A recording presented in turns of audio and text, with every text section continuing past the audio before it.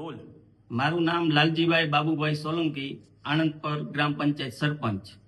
હવે કાલની મેટરમાં ન્યૂઝમાં મારી ઉપર આક્ષેપ એવા થાય છે કે લાલજીભાઈ સરપંચ ઉઠીને જે બૈરાને ન્યાય અપાવવાને બદલે અન્યાય કરાવે છે. હવે એ આખી મેટરમાં વસ્તુ એવી હતી કે એને કોર્ટમાં દાવો કરેલો તો કે મને 100 ચોરસ વાર પ્લોટ મળેલ છે.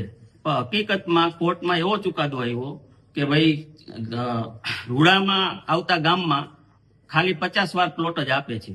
અને હકીકતમાં ટીડીઓ સાહેબે કોર્ટમાં એવો જવાબ આપેલ છે કે જે ઈ બેંક પાસે સનદ છે, ઈ સનદ આખી ઊભી કરેલી છે, ઓરિજિનલ સનદ નથી. જે સનદમાં પ્લોટ નંબર બતાવેલા છે એ પ્લોટ નંબર પણ જે પ્રિન્ટ પાસ થયેલ છે એમાં બતાતા નથી, પ્લોટ નંબર જણાવેલ આવેલ નથી. એવો ટીડીઓ સાહેબે કોર્ટમાં એમનો જવાબ રજૂ કરેલ છે. એટલે એ આખું પ્રકરણ જે એમ કે મને 100 વાર મળ્યું છે, હકીકતમાં 100 વાર તો ઠીક, પણ એને હકીકતમાં જે એની પાસે 50 વાર છે એ 50 વાર પણ એને મળેલું નથી.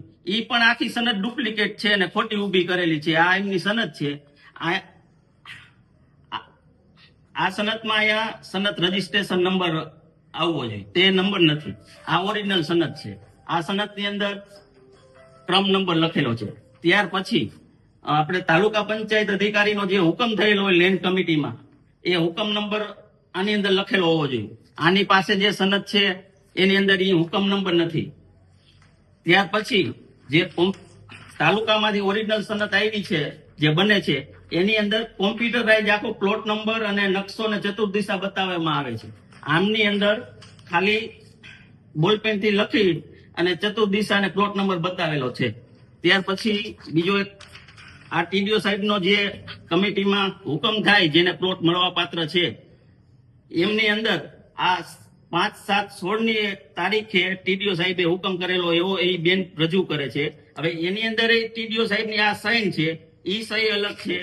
ત્યાર પછી એને જે સનદ આપી એની અંદર ટીડીઓ સાહેબની સહી અલગ છે. એટલે કોર્ટે એવું કીધું કે ભાઈ આ તમારી પાસે જે સનદ છે તે સનદ તમને 50 વાર પણ મળેલ નથી, તમે અત્યારે સરકારી ખરાબાની અંદર બેઠેલા છો, એવો કોર્ટમાં ચુકાદો આવેલો છે. હવે ઈ બેનને એ હુકમ જે થયો એ સારું ન લાગ્યું એટલે મારી ઉપર આક્ષેપ એવો કરે છે કે ભાઈ તમે અમને ન્યાય નથી અપાવતા. પણ ન્યાય મારે આમાં કેવી રીતે સાહેબ અપાવો? જે એને હકીકતમાં પ્લોટ મળેલો જ નથી, કે ઈ જે બેઠા છે એ સરકારી ખરાબામાં બેઠા છે. એટલે બીજા કોઈને ભાઈ આમાં છાંટા ન ઉડે, સરકારી થોડું ઘણું કે આડા આવડું દબાણ હોય એને હિસાબે બીજા માણસો, ગરીબ માણસો ન મળે એટલા માટે મેં એને સમાધાન માટે ફોન કરેલો હતો. કે મેં એને નથી ધાક ધમકી આપી કે નથી તુકારો દીધો. મેં ખાલી એને એટલું કીધું બેન તમારું આ જે છે એ તમે જો કાયદાકીય રીતે લડવા જશો તો આય પણ પડી જશે, એના કરતા તમે બેટર છે સમાધાન આ ભાઈ હારે કરી લ્યો, જગદીશભાઈ પીઠવારે. જગદીશભાઈ પીઠવાનો જે એની બાજુમાં જ પ્લોટ આવે એ પણ એ રીતે જ છે, ડુપ્લિકેટ સનદ છે, નથી એમાં સહી સિક્કા કે નથી તાલુકાની સ્ટેમ્પ મારેલો. હવે કઈ રીતે ગ્રામ પંચાયત આમાં આગળ પગલા લેશે? ગ્રામ પંચાયત આગળમાં આપણે સરકારને અનુરોધ એ છે કે ભાઈ આ જે છે કાંડ, આની પાસે ડુપ્લિકેટ આ સનદ ક્યાંથી આવી તેનો તપાસ કરાવે.